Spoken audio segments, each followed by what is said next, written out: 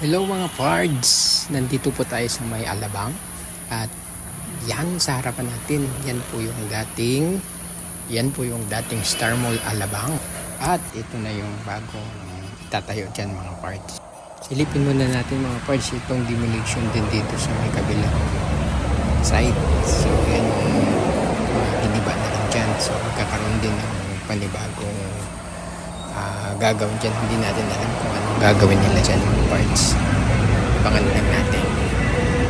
So far wala pa namang nadagdag na dinimolish sila dito.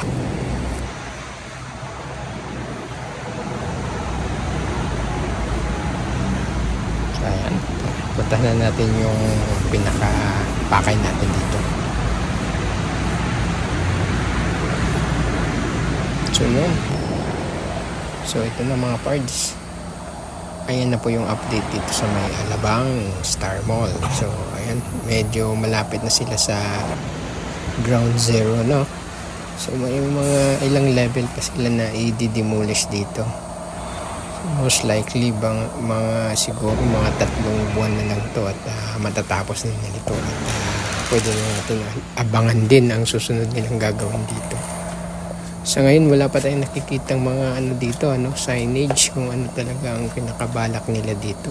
So yung nakita nyo kanina medyo matagal na po yun na render nila sa gagawin nila dito. Hindi natin alam kung may mga nabago na. So ayan, ito po yung update mga pards, para po siyang dinaanan ng bomba, para siyang mga binomba dun sa Ukraine tsaka sa Palestine.